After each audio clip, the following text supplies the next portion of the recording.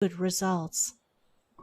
A considerable portion of the happenings of life comes to us without any direct choosing on our part, and such happenings are generally regarded as having no relation to our will or character, but as appearing fortuitously, as occurring without a cause. Thus one is spoken of as being lucky and another unlucky, the inference being that each has received something which he never earned, never caused.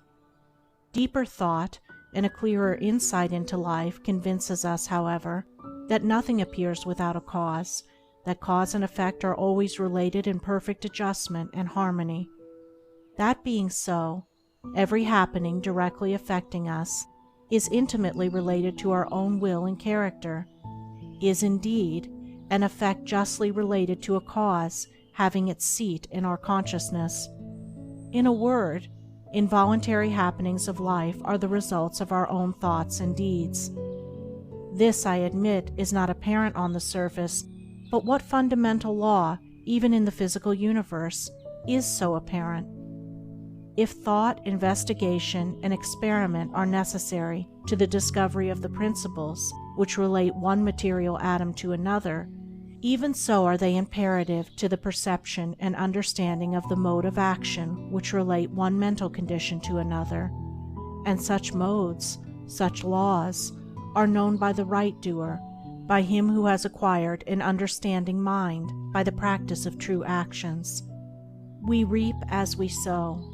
Those things which come to us, though not by our own choosing, are by our own causing. The drunkard did not choose the delirium tremens or insanity which overtook him, but he caused it by his own deeds. In this case the law is plain to all minds, but where it is not so plain, it is none the less true. Within ourselves is the deep-seated cause of all our sufferings, the spring of all our joys. Alter the inner world of thoughts, and the other world of events will cease to bring you sorrow. Make the heart pure, and to you all things will be pure, all occurrences happy and in true order. Within yourselves deliverance must be sought. Each man his prison makes. Each hath such lordship as the loftiest ones. Nay, for with powers above, around, below, as with all flesh and whatsoever lives, act maketh joy or woe. Our life is good or bad, enslaved or free, according to its causation in our thoughts. For out of these thoughts spring all our deeds, and from these deeds come equitable results. We cannot seize good results violently, like a thief, and claim and enjoy them, but we can bring them to pass by setting in motion the cause within ourselves.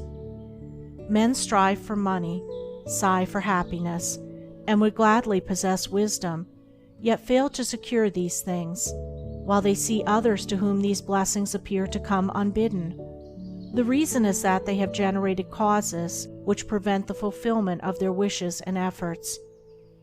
Each life is a perfectly woven network of causes and effects, of efforts or lack of efforts, and results, and good results can only be reached by initiating good efforts, good causes. The doer of true actions, who pursues sound methods, grounded on right principles, will not need to strive and struggle for good results. They will be there as the effects of his righteous rule of life. He will reap the fruit of his own actions, and the reaping will be in gladness and peace.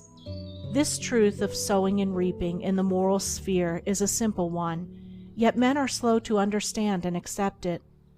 We have been told by a wise one that the children of darkness are wiser in their day than the children of light, and who would expect, in the material world, to reap and eat where he had not sown and planted?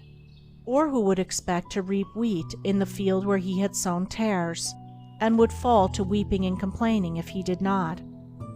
Yet this is just what men do in the spiritual field of mind and deed. They do evil and expect to get from it good, and when the bitter harvesting comes in all its ripened fullness, they fall into despair and bemoan the hardness and injustice of their lot, usually attributing it to the evil deeds of others, refusing even to admit the possibility of its cause being hidden in themselves, in their own thoughts and deeds.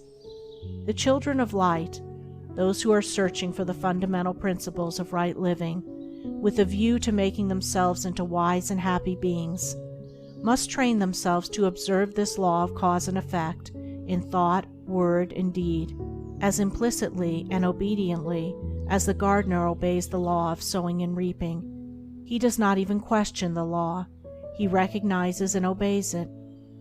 When the wisdom which he instinctively practices in his garden is practiced by men in the garden of their minds, when the law of the sowing of deeds is so fully recognized that it can no longer be doubted or questioned, then it will be just as faithfully followed by the sowing of those actions which will bring about a reaping of happiness and well-being for all.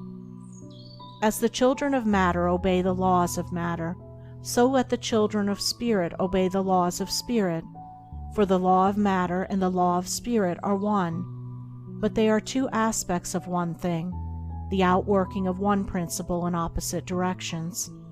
If we observe right principles or causes, wrong effects cannot possibly accrue. If we pursue sound methods, no shoddy thread can find its way into our web of life, no rotten brick enter into the building of our character to render it insecure. And if we do true actions, what but good results can come to pass? For to say that good causes can produce bad effects is to say that nettles can be reaped from a sowing of corn. He who orders his life along the moral lines thus briefly enunciated will attain to such a state of insight and equilibrium as to render him permanently happy and perennially glad. All his efforts will be seasonally planted, all the issues of his life will be good, and though he may not become a millionaire, as indeed he will have no desire to become such, he will acquire the gift of peace, and true success will wait upon him as its commanding master.